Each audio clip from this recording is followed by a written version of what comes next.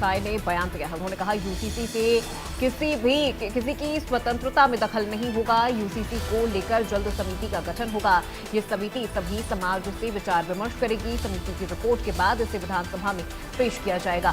कांग्रेस ने यूसीसी पर सवाल खड़े किए हैं। मुख्यमंत्री विष्णुदेव साय ने कहा कि कांग्रेस सभी चीजों में भ्रम फैला रही है। सशक्त विपक्ष की तरह उन्हें व्यवहार करना चाहिए।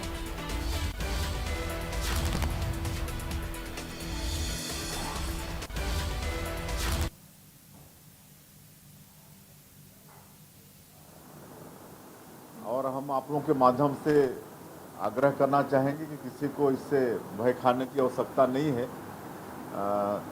किसी के भी स्वतंत्रता में मतलब दखल नहीं होगा।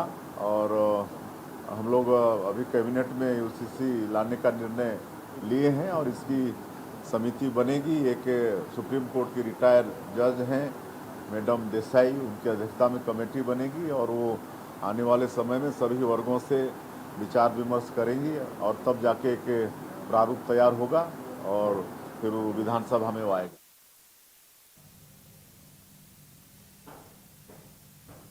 छत्तीसगढ़ में यूनिफॉर्म सिविल कोड यानी यूसीसी को लेकर सियासत गर्मा गई है। मुख्यमंत्री विष्णुदेव साय की अध्यक्षता में हुई कैबिनेट बैठक में प्रदेश में यूसीसी लागू करने की दिशा में बड़ा फैसला लिया गया है।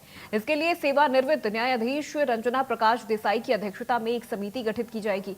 समिति के सदस्यों के मनोनयन के लिए मुख्यमंत्री को अधिकृत किया गया है। वहीं पूर्व मुख्यमंत्री भूपेश बघेल ने यूसीसी को लेकर चिंता जताई है। उन्होंने कहा कि इसे लागू करने से छत्तीसगढ़ की आदिवासी संस्कृति, सामाजिक रीति रिवाज और परंपराओं पर असर पड़ सकता है। बघेल ने सवाल उठाया कि अगर यूसीसी लागू होता है तो जनजातीय समाज की पारंपरिक व्यवस्था और उनके अलग नियम कायदे का क्या होगा, जो अन्य समुदायों से अलग है। वहीं मुख्यमंत्री विष्णुदेव साय ने कहा कि इस बयान पर पलटवार करते हुए कहा कि यूसीसी से किसी की स्वतंत्रता में कोई दखल नहीं होगी। उन्होंने कहा जल्द ही समिति का गठन किया जाएगा जो सभी समाजों से विचार विमर्श करेगी और उसकी रिपोर्ट के आधार पर इसे विधानसभा में पेश किया जाएगा। सीएम साय ने कांग्रेस पर निशाना साधते हुए कहा कि कांग्रेस हर मुद्दे पर भ्रम फैलाने का काम कर रही है और उसे एक सशक्त विपक्ष की तरह व्यवहार करना चाहिए।